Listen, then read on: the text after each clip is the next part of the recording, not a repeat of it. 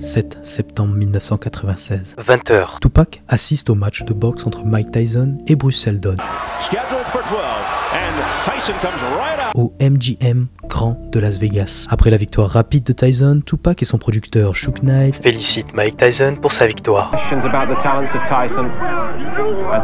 really could not have answered them in a more emphatic manner than he has done in the ring at the MGM Grand Garden in Las Vegas tonight.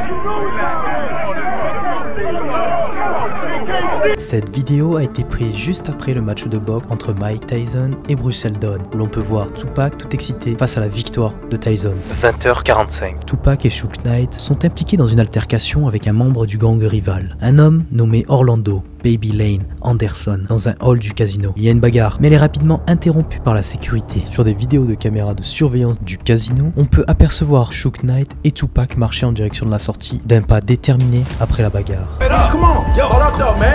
Shakur revient dans sa chambre du Luxor Hotel, où il y retrouve sa petite amie de l'époque, avec laquelle il vit depuis 4 mois, Kidala Jones, qui après avoir appris son altercation, se montre inquiète. Craignant des représailles, Frank Alexander, le garde du corps de Shakur, lui suggère de porter un gilet pare-balles qu'il tend au rappeur, qu'il déclina. 22h45. Tupac et Suge, après l'incident au MGM, se dirigent vers une fête. Ils montent dans la voiture de Suge Knight, une BMW 750i, en direction du Club 662, un lieu réputé de Las Vegas. 22h55. Alors qu'ils s'arrêtent à un feu rouge, Tupac Shakur baisse la vitre de sa voiture. Le photographe Leonard Jefferson, en reconnaissant le rappeur, engage une courte conversation avant de capturer la dernière photo de Tupac Shakur encore en vie. 23h05. La BMW est interpellée par des policiers à vélo sur Las Vegas Strip en raison d'un volume sonore trop élevé de l'autoradio et en l'absence de plaque d'immatriculation. Ces dernières seront finalement retrouvées dans le coffre du véhicule. Quelques minutes après, la voiture repart sans avoir reçu de contravention. 23h10. Alors que la voiture marque un nouvel arrêt à un feu rouge sur la route de Flamingo, près de l'intersection de Koval Lane, en face de l'hôtel Maxime, un véhicule occupé par 2 femmes s'arrête sur la voie de droite. Tupac Shakur engage une brève conversation avec elles et les invite à le rejoindre au Club 662. 23h15. Alors qu'ils circulaient sur East Flamingo Road, à Las Vegas, à l'intersection Koval Lane, une Chevrolet Impala s'arrête à côté de la voiture de Tupac. Un tireur qui se serait assis à l'arrière de l'Impala commence à tirer à plusieurs reprises sur le côté de la BMW de Suge Knight.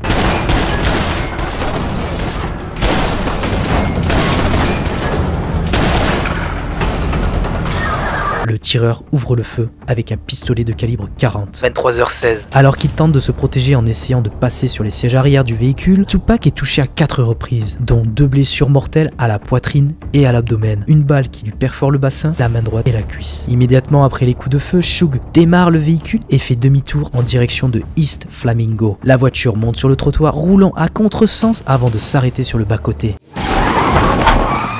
Le sergent Chris Carroll est le premier policier arrivé sur les lieux. Il braque directement son arme sur Suge Knight en état de choc et hystérique, ainsi que son entourage, notamment le garde du corps de Tupac, qui s'approchait de la BMW pour tenter de porter secours au rappeur. Plusieurs riverains, attirés par la scène, observent la situation. L'entourage est alors sommé de se mettre au sol. Le sergent Carroll inspecte la BMW et recueille le corps inerte de Tupac. Tupac Shakur agonise et gémit de douleur. Il lutte en gardant son attention portée à son entourage, malgré les sollicitations du sergent Carroll. Le policier s'adresse à plusieurs reprises au rappeur en lui demandant qui vous a tiré dessus. Après plusieurs tentatives désespérées pour parler, Shakur fixe l'agent et lui adresse une insulte avant qu'il ne perde connaissance au bout de quelques instants. 23h20. Les ambulances arrivent et Tupac est transporté en urgence à l'hôpital. Son état est grave, il perd beaucoup de sang et souffre de blessures internes. À l'hôpital, il subit une intervention chirurgicale pour tenter de sauver sa vie, mais les blessures sont trop sévères. Shakur fut amputé de son poumon droit. Les chirurgiens n'arrivent pas à résorber l'hémorragie provoquée par l'impact de balles qui s'y étaient logées. Selon une interview de Gobi, un producteur de clips proche de Tupac,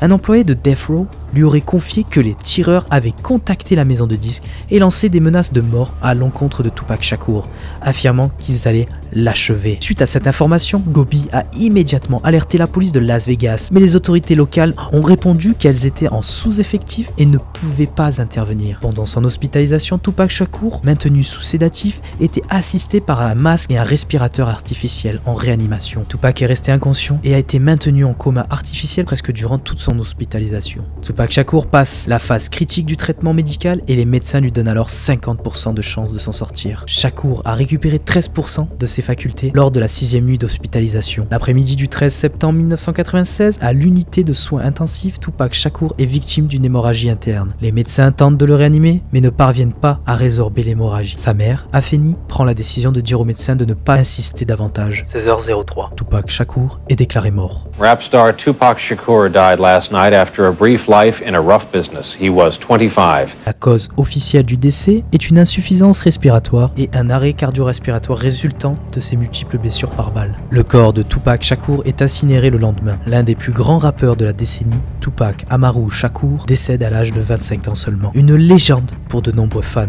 disparaît. Orlando Baby Lane Anderson, un membre notoire des Crips, a longtemps été suspecté d'être celui qui aurait tiré les coups de feu mortels sur Tupac Shakur. Cette théorie repose en partie sur l'altercation survenue dans le hall du MGM Grand à Las Vegas, quelques heures avant la fusillade qui coûta la vie à Tupac. Anderson, lorsqu'il a été interrogé à plusieurs reprises, a toujours nié toute implication dans le meurtre de Tupac. Dans un entretien télévisé, il a formellement rejeté les accusations, affirmant qu'il n'était pas responsable de la fusillade et qu'il n'y avait aucun lien avec le meurtre du rappeur. 6 mois après la mort de Tupac Shakur, The Notorious Biggie Smalls s'est fait tuer le 9 mars 1997.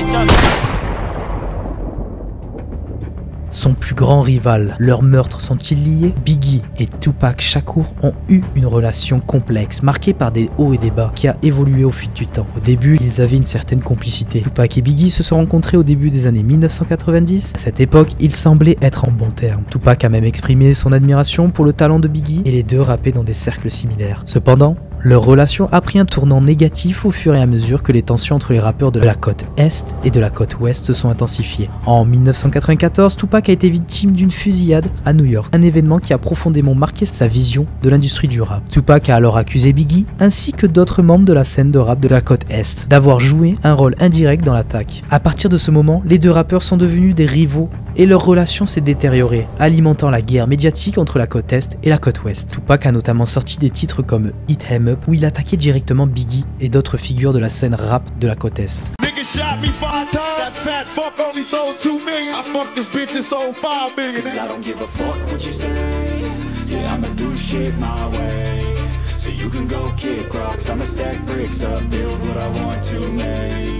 Cette guerre verbale a marqué une période de tension croissante, rendant leur relation encore plus tendue. Après la mort de Tupac, Biggie a été vu comme une figure centrale de la rivalité, ce qui a conduit à de nombreuses spéculations sur le fait que les deux meurtres étaient liés. En résumé, Biggie a été à la fois un ami et un rival pour Tupac, avec des moments d'admiration mutuelle, mais aussi des conflits qui ont marqué la fin de leur relation. Leur rivalité reste l'un des aspects les plus médiatisés et controversés de l'histoire du rap. L'affaire du meurtre de Tupac Shakur a connu un rebondissement inattendu en 2023, lorsque Duane Davis, l'ancien leader des Southside Compton Crips, un gang de Los Angeles, a fait une confession dans laquelle il admet son implication dans la mort de l'artiste. Dans ses déclarations, il a raconté: J'étais un caïd de Compton, un dealer de drogue. Je suis le seul vivant qui puisse vraiment vous parler de l'assassinat de Tupac. Les gens me demandent depuis 20 ans. Je sors maintenant du silence parce que j'ai un cancer et je n'ai rien d'autre à perdre. Tout ce qui m'importe, c'est la vérité. Nous étions 4 dans la voiture. Terrence Brown au volant, moi côté passager, et Andre Smith et mon neveu Orlando Anderson, assis sur la banquette arrière. Les tirs venaient de la banquette arrière. Orlando Anderson, le neveu de Duane Davis, a longtemps été suspecté du meurtre de Tupac, mais il a toujours nié son implication. Il est décédé en 1998, victime d'une fusillade. Et les 2 autres personnes présentes dans la voiture sont également mortes, ce qui rend difficile de vérifier la véracité des informations de Davis. En juillet 2023, après des années de spéculation, Duane Davis a été arrêté. Le 29 septembre 2023, il a été interpellé lors d'une perquisition dans sa maison de Anderson, Nevada, où des documents liés à l'enquête ont été saisis. Lors de son arrestation,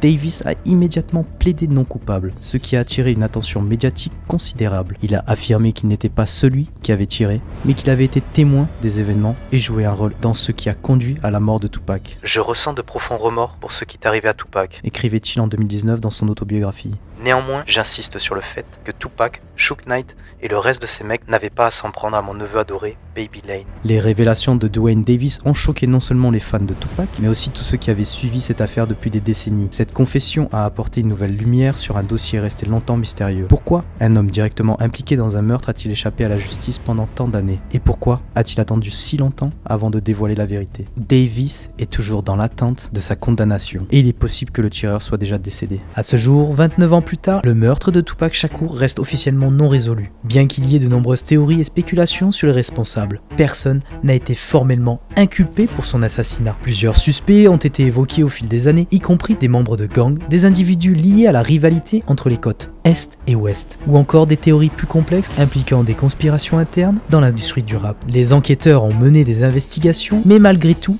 aucune preuve décisive n'a permis de clore cette affaire. La mort de Tupac, survenue en 1996 à l'âge de 25 ans, demeure l'un des plus grands mystères non résolus de l'histoire du hip-hop. La quête de vérité continue de fasciner et de susciter de nombreuses spéculations, mais il n'y a toujours pas de réponse claire à l'identité de son assassin. Tout ce que l'on sait, c'est que Tupac laisse un grand vide dans l'industrie du rap et du hip-hop.